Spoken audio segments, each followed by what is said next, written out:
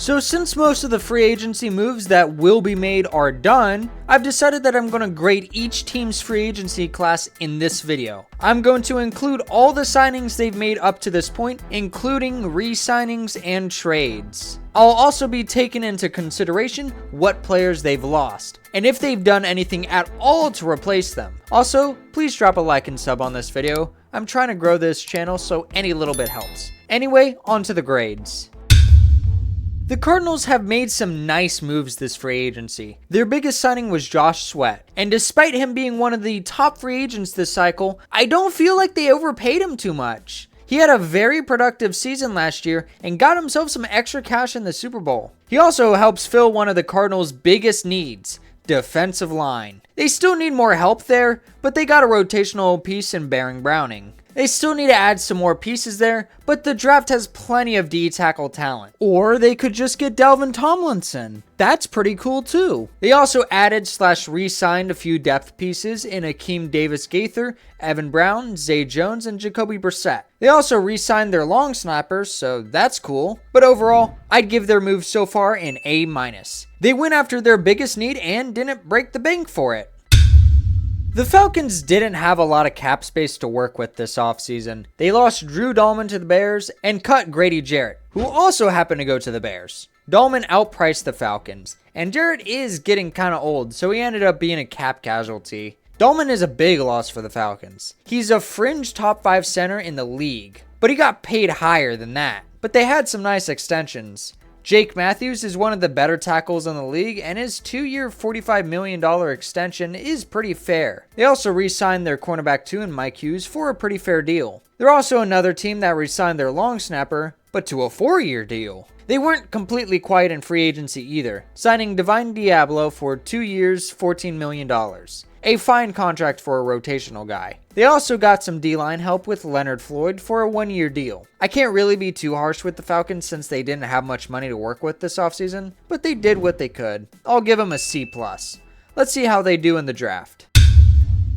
The Ravens are another team that was pretty strapped for cash. They weren't really expected to do a whole lot this free agency, but they were able to bring back Ronnie Stanley on a pretty fair deal. He's getting up there in age, but he's still a quality left tackle. The Ravens need further help on the offensive line, but best not to make this situation worse. They also brought back Patrick Ricard for a year, so that's cool. The addition of DeAndre Hopkins is also cool, but he's getting up there in age and isn't quite as productive as he used to be. They did lose quite a bit of free agents, but I don't think they'll miss that many of them. Maybe they'll miss Patrick McCarry a little bit since he is a versatile offensive lineman, but they weren't going to pay him what he ended up getting from the Jaguars. Not an active free agency for the Ravens, but they were smart with the money they had, so I'll give them a B-.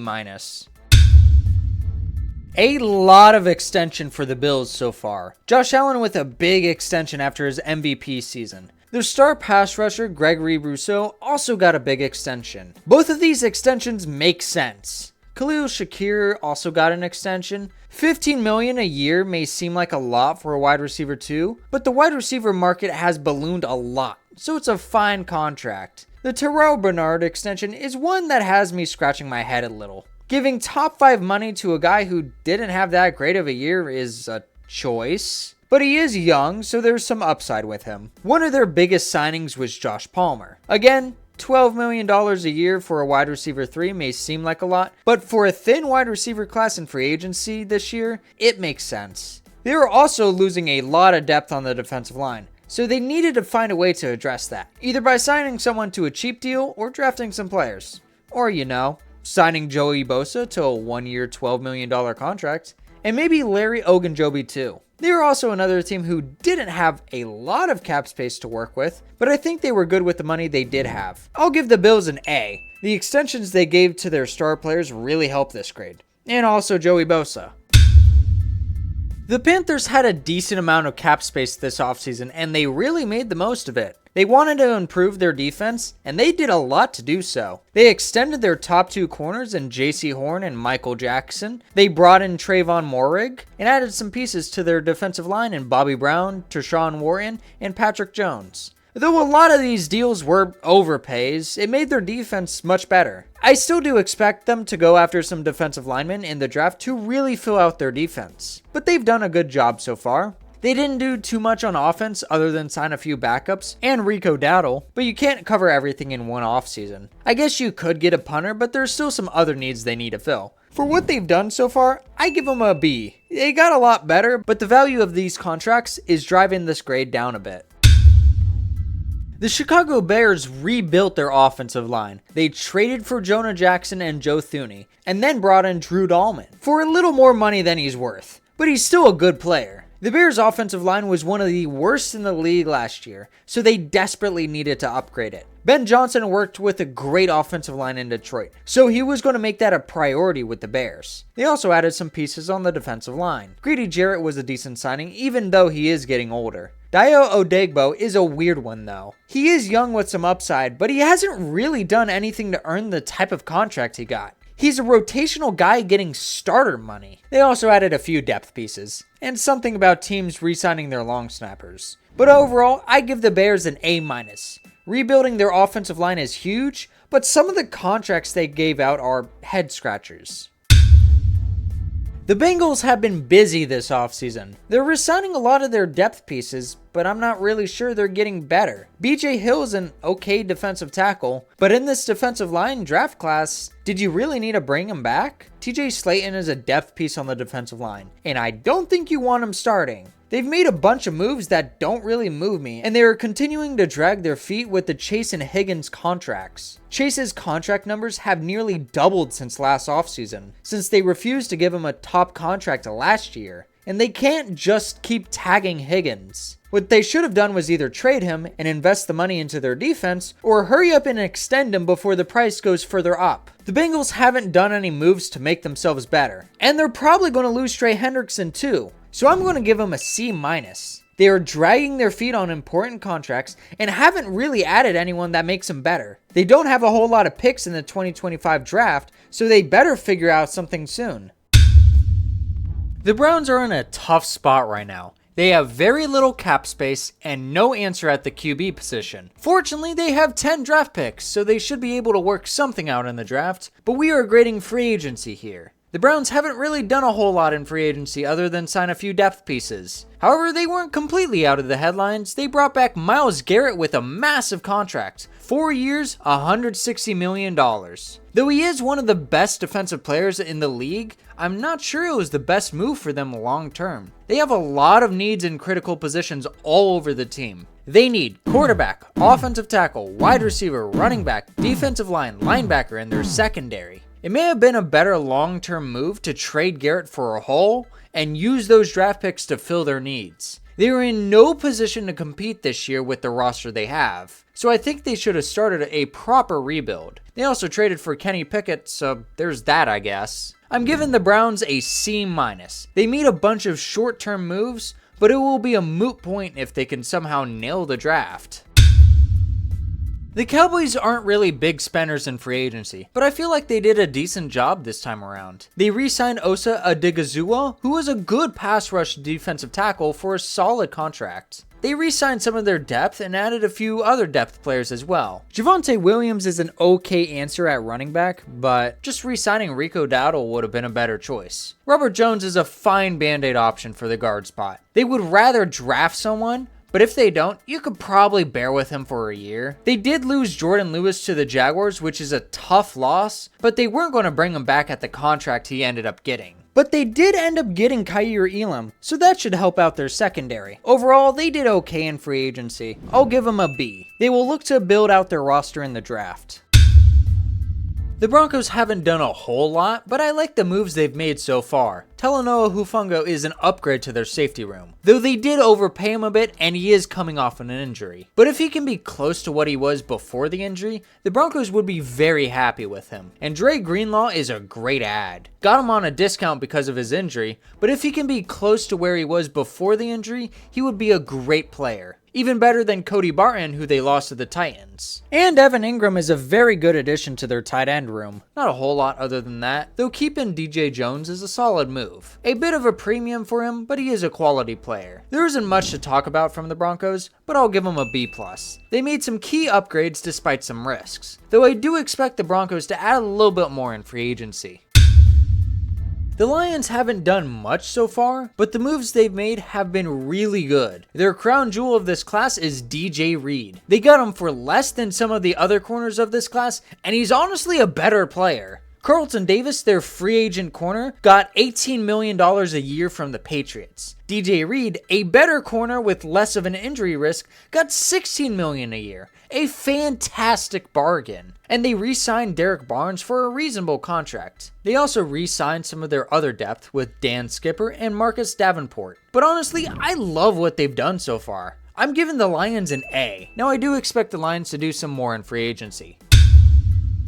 The Packers made some big moves, but I'm not really a fan of them. First of all, what did Aaron Banks do to get all that money? He's maybe a fringe starter. He is definitely not worth a 4-year, $77 million contract. That is top 10 guard money. He isn't anywhere near that. And then Nate Hobbs, an injury-prone corner who isn't even that good. Whenever he's on the field, he's mediocre in coverage and a poor tackler. If the Packers end up trading Jair Alexander, Nate Hobbs would just bring the same problems Jair does without the upside. The Packers also signed some depth on defense and a fine kicker in Brandon McManus, but I'm just not impressed with what the Packers did in free agency so far. So I'm going to give them a C-.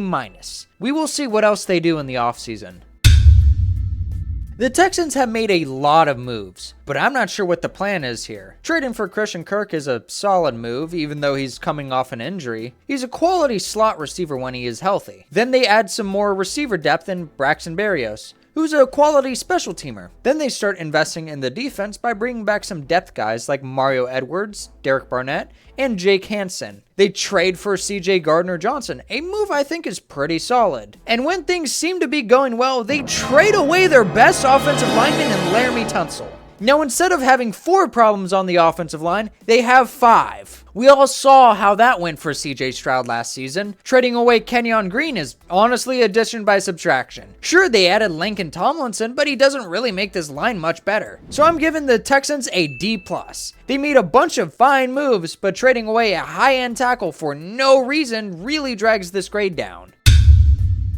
The Colts have had a pretty quiet free agency so far, but they've made some impactful moves. Charvarius Ward is a very good corner, but I think this is probably the biggest overpay on a corner this cycle. He's one of the oldest corners available, and he's coming off a down year, but his 2023 season showed he can be a high-quality cornerback. If he can get close to that with the Colts, this would be a successful signing. Cameron Bynum is also a very good add, but also another overpay. I'm just not really sure he's worth top 10 safety money. Offensive line is now a pretty big need for the Colts since they lost both Will Fries and Ryan Kelly to the Vikings. Might be something they'd look for in the draft though. They also added Daniel Jones, who might actually start, but we will see how the QB battle in training camp turns out. But overall, I give the Colts a B. They added some nice pieces to their secondary, but with an overpay, and their losses on the O-line should be noted. The Jaguars made a lot of moves in free agency. Prior to free agency, they cut a lot of players, including Evan Ingram, and traded Christian Kirk to the Texans. This left some holes on the roster, but they cleared up a bunch of cap space. Then they added some depth pieces and fringe starters in free agency. Granted, for cheap. Jordan Lewis is a nice nickel corner, but Jerrion Jones was already playing well in that spot. They added 2 offensive linemen for cheap in Patrick McCarry and Robert Hainsey, who are versatile options, but neither of them are long-term options at their positions. Diami Brown is a fine add. He is a young guy who showed some flashes in the playoffs, so I don't hate the 1-year deal. They also added a couple blocking tight ends and a backup QB, but their biggest head-scratcher was Eric Murray. The thing is, he isn't that good and he got starter money. Just a strange ad when there were better safeties available. Now the Jaguars have a lot of draft picks in the next 2 years with a total of 20 picks. So I expect them to primarily focus on drafting. I give them a B-. They improved their roster a little bit, but most of their work should be done in the draft. The Chiefs coming off a Super Bowl loss, we're going to be losing a good amount of players this offseason. They were able to keep a very good guard in Trey Smith, who was franchise tagged, and they were able to re-sign Nick Bolton, who's a quality linebacker. They still made some free agency moves, like overpaying for a backup tackle for some reason in Jalen Moore, and overpaying Christian Fulton. Not a huge fan of either of these moves. They also traded away their other guard in Joe Thuney to the Bears. They need to get younger and cheaper on the offensive line, so despite it being a tough loss, it makes sense. Also, something about teams re-signing their long snappers. Anyway, I give the Chiefs a C. They weren't going to make many moves this free agency, but I'm not impressed with the moves they've made so far. The Raiders were active this free agency, and even before it, they were able to extend their star pass rusher in Max Crosby to a massive 3-year, $106.5 million deal. Then they were able to reunite Geno Smith with Pete Carroll, a huge upgrade to their QB position. And they made some pretty solid moves all around. I like their Jeremy Chin ad. I feel like they got a pretty good deal for him. Re-signing their depth on the D-line like Malcolm Kuntz and Adam Butler were pretty good moves. Though Kuntz got a little bit of a payday despite coming off an injury. Alex Kappa is a fine depth ad, just as long as he isn't starting for long periods of time. Eric Stokes is a fine band-aid fix for their secondary. Okay, I could go a while listing all the moves they've made, but I need to move on. Overall, I give them a B. They really improved their roster, but there's still a lot more that needs to be fixed. For the amount of cap space the Chargers have, they really haven't done anything with it. They gave Elijah Molden a nice extension, who deserves it. They gave Bradley Bozeman an extension, who is a mediocre center to be honest. There weren't many options in free agency, so I could understand not creating a hole there. They also brought back Khalil Mack on a 1-year deal, which is good for them. But when it comes to adding players, they didn't do much. They added Dante Jackson, who is an okay corner, but he's cheap, and they added Najee Harris on a 1-year deal. Though Mekhi Becton is a pretty good add. Unless they have plans to add another big name player like Trey Hendrickson, I really don't get why they cut Joey Bosa for the cap space. For that, I'm giving them a B-, because I think the other moves they made were fine, just not spectacular. The Rams typically aren't big spenders in free agency, but they made some moves this time around. They traded away Jonah Jackson, who honestly underperformed for them. Matthew Stafford decided to return to the Rams. They added Devontae Adams to pair with Puka Nacua. They added an underrated D-lineman in Poona Ford with a fair contract. Re-signed their solid left tackle in Alaric Jackson to a very good deal, and brought back Coleman Shelton. Not many serious overpays, and honestly some good contracts. Tutu Atwell was one of their weaker signings, and even that I don't really hate. It's a 1-year deal for a young guy. The only weird one was Jimmy Garoppolo for 1 year, $11 million. It's a lot of money for a backup QB, but overall, I give the Rams an A-, a pretty solid hole that sets them nicely for the draft.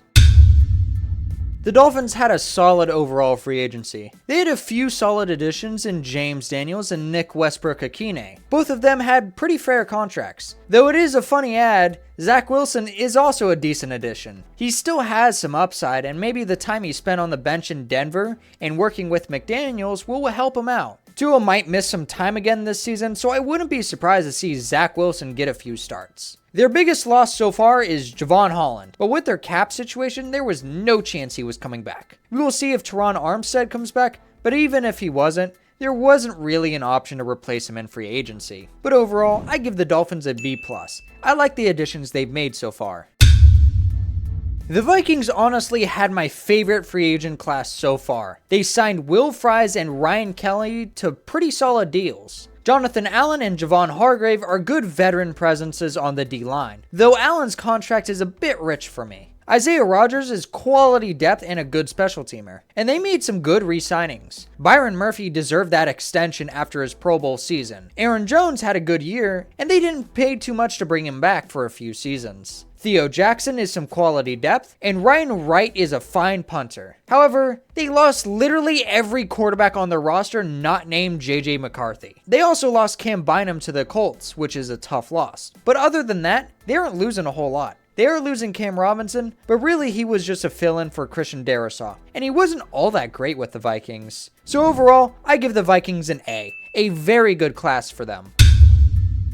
The Patriots opened free agency with the most cap space of any team in the NFL. and they threw some money around, though I'm not really sure they really got bang for their buck. Milton Williams was their big add in free agency. He was one of the best pass rushing DTs in the NFL last season, though his run defense is questionable, but they gave him top 5 defensive tackle money. I just don't think he's that kind of player. Carlton Davis was another big add, but he cost more than DJ Reed, who is less injury prone and a better player. Harold Landry hasn't been that good over the past several seasons, but they're paying him a good chunk of change. Some other signings they had were Robert Spillane and Morgan Moses, but even though they are solid players, their contracts aren't cost effective. Just a lot of overpays in their free agency class. But they are good players, so I will give the Patriots a B. I just wouldn't be surprised if this blew up in their faces. The Saints were underwater when it came to their cap space, but they managed to make it work somehow to make some free agency moves. So they then proceeded to overpay Chase Young. I mean, yeah, he's got talent, but he hasn't really shown it on a consistent basis. Just weird to offer a 3-year, $51 million contract on just potential alone. They made a few other decent moves in re-signing Juwan Johnson and Justin Reed, but other than that, just some depth moves. The Saints honestly can't keep functioning like this. They need to blow this all up in one offseason so they can finally rebuild and get a quarterback for the future. But for now, I'll give them a C+. I like the Johnson and Reed signings, but Chase Young really drags this grade down. The Giants have a lot of holes on their roster, but they had a decent amount of cap space to spend and try to fix some of their needs. They got some help for their secondary with Paulson Adebo and Javon Holland on some decent contracts. They were able to sign decent depth on their defensive line with Roy Robertson Harris and Chauncey Goldston. But now they have some needs on the offensive line they need to address. They also need to find a way to address quarterback. Maybe they can find a way to either woo Aaron Rodgers or Russell Wilson. Otherwise, they need to trade up with the Titans to get the guy they want because there's no guarantee the Browns won't take a QB at 2. I also find it funny the Giants always manage to find a way to keep Darius Slayton around. This time, giving him the money Saquon should have gotten last season. Also something about teams signing their long snappers and punters too. Anyway, I give the Giants a B+. I like the additions they made to their secondary. The Jets have a lot of big holes on their roster. They did come in free agency with a good amount of cap space in order to address some of their holes on the roster, but overall, I'm not super impressed with their additions. Justin Fields is a temporary option at quarterback. With the amount of money most quarterbacks are getting, a 2-year $40 million contract is fine. Bringing back Jamian Sherwood is a solid move since he had a pretty good year last season. Brandon Stevens is an okay add. He's good against the run and a blitz option, but he's a liability in coverage. So corner is still a need for the Jets. And they added Andre Sisco, who has a lot of talent as a ball hawk, but he struggled last season. Though I don't hate adding him on a 1-year deal. I'm not super impressed with their overall haul though. I'll give it a C. Some band-aid fixes in positions of need, but they still need a lot on their roster. The Eagles haven't made a ton of additions this offseason so far. They mainly re-signed 2 of their star players in Saquon Barkley and Zach Bond, both of whom were critical in their Super Bowl run. They were losing some of their big pieces to their defensive line with Milton Williams and Josh Sweat departing to other teams. But with the cap space the Eagles have, it wouldn't have been economical to keep either one. They were also probably losing Mekhi Becton too, who had a solid season at guard. They also lost some secondary players in Darius Slay, James Bradbury, and CJ Gardner-Johnson. But with Quinyon Mitchell and Cooper DeJean doing so well in their rookie years, there wasn't much of a reason to keep Slay or Bradbury. Though they could look for someone in the draft to replace Johnson. In free agency, they traded for some backups in Kenyon Green and DTR. Well, at least I hope they plan on having Green as a backup. He isn't any good. The addition of AJ Dillon is also pretty cool. I'll give the Eagles a B. They re-signed some important players and didn't do anything dumb so far. The Steelers' biggest move by far was trading for DK Metcalf, and they extended him to an eye-watering 5-year, $150 million contract. I'm all for trading for DK, but extending him to a contract like that before he even plays it down for you is a choice. But he does improve the wide receiver core a lot. Now they have the crash-out duo at wide receiver in Pittsburgh. For their other moves, they added some depth at linebacker with Malik Harrison, added a tight end with Darnold Parham Jr., a cornerback in Darius Slay, and a running back in Kenneth Gainwell. But but they did lose a lot of players. They lost 2 starting offensive linemen in Dan Moore, who won't be missed, and James Daniels, who will be missed. They also lost their starting running back in Najee Harris, but he is replaceable. The rest that they are losing is a bunch of depth. Though with the cap space the Steelers had, I find it curious they didn't keep James Daniels. But another major needs the Steelers have is at quarterback. They lost their top 2 quarterbacks in Russell Wilson and Justin Fields, and they don't have an option to draft a guy. So they needed to find a way to get one. But I'll give the Steelers a B-. I like them getting DK, but the contract is a bit much for me. I also feel like they could have kept James Daniels, but it is what it is. Hard to really say the 49ers got better. They lost some big pieces on defense, a bunch of depth, traded away Deebo Samuel, and could trade Brandon Ayuk too. And they lost some players on the offensive line, though I don't blame them for not paying Aaron Banks. And they didn't really add much of anything in free agency. Their big marquee signing was the tight end 3 from the Jaguars, Luke Farrell. And the contract they gave him? 3 years, $20.25 million. Why? I don't know. What's a tight end 3 doing to get $20 million?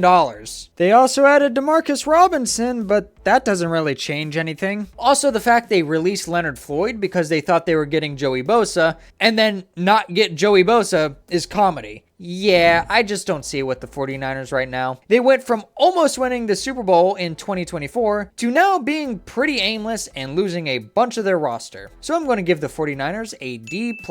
They do have 11 draft picks, so maybe they can get something there. Seattle is weird right now. They released a bunch of depth players on defense, which is fine, but they gave up a 2026 6th-round pick for Roy Robertson Harris to not even have him for a full season. Then they released Tyler Lockett, which is fine. He was getting old, and it wouldn't hurt to get younger in the wide receiver room. Then suddenly, DK Metcalf requests a trade and forces his way out. Now the Seahawks went from one of the better wide receiver rooms in the NFL to one of the worst in just a few days. Then they trade Geno Smith to the Raiders. I get Geno wasn't one of the best QBs in the league, but there aren't any options for them to get better at the position this offseason. So they get Sam Darnold, which is at best a side grade, but they are paying Darnold more than Smith. And with the Seahawks having all that cap space, they do nothing with it. They don't even attempt to fix the interior of the offensive line, which was the worst unit this past season. But hey, at least Ernest Jones and Jaron Reed are back. And no, DeMarcus Lawrence does not move me. Okay, they did add Cooper Kupp, but that's still a downgrade from DK Metcalf. So I'm going to give the Seahawks a C. They got worse this offseason, but at least they were able to get Cooper Kupp. The Buccaneers had a solid free agency. They didn't really have the money to go out spending much, but honestly, they didn't really need to. They were able to keep their biggest free agents in Levante David, Chris Godwin, and Ben Bredeson. They were also able to bring in Hassan Reddick and a new punter in Riley Dixon. Just overall pretty solid and smart spending from the Bucs. Sure, they have some team needs, but they weren't going to address many of them in free agency. Because 1, they didn't have the cap space to spend, and 2, this wasn't a super strong free agent class. They are now just going to focus on the draft. They only have 6 draft picks, but they have picks in the first 4 rounds, so they should be able to work something out. But to grade their free agency, I'll give them a B+. Don't really hate any of the moves they've made. The Titans came into this offseason with a lot of cap space to spend, and they spent some of it, but not well. Their big signing was Dan Moore Jr., who in theory should upgrade their offensive line, but man, that was not the guy to give the bag to. A 4-year, $82 million contract is way too much for a guy who gave up a whopping 12 sacks last season. This is a signing that could backfire very easily. Cody Barton was a good add, and Kevin Zeitler is pretty good. But I'm just not impressed with any of the other signings. The Titans aren't losing a whole lot, but they aren't gaining much either. You could argue they got slightly better, but they didn't get bang for their buck. For how bad the Dan Moore signing was, I give the Titans a D-. They aren't going to be good anytime soon. And the last team I'm grading for this video, the Washington Commanders. I like what they've done so far. They re-signed some of their impact players from last season like Zach Ertz and Bobby Wagner, and they traded for some quality players. Deebo Samuel for a 5th is fine. He may be washed at this point, but you might be able to get something out of him. Plus, he's an upgrade to the wide receiver room anyway. Though my favorite move so far from the Commanders is trading for Laramie Tunsil. He's one of the best left tackles in the league. They gave up a decent amount of draft capital for him, but this is the kind of player that Tunsil is. I'd say it's worth it. Though their one bad move is giving Javon Kinlaw a 3-year, $45 million contract. A heavy overpay for a guy who's okay at his position. But anyway, I'll give the Commanders a B+. The trades they made were really good, but the Kinlaw contract is dragging this grade down. So that is all the grades for each NFL team this free agency period. There may be more moves after this video that could impact these grades, but I'm going to regrade each team's offseason after the draft. But I'll see you guys in the next video.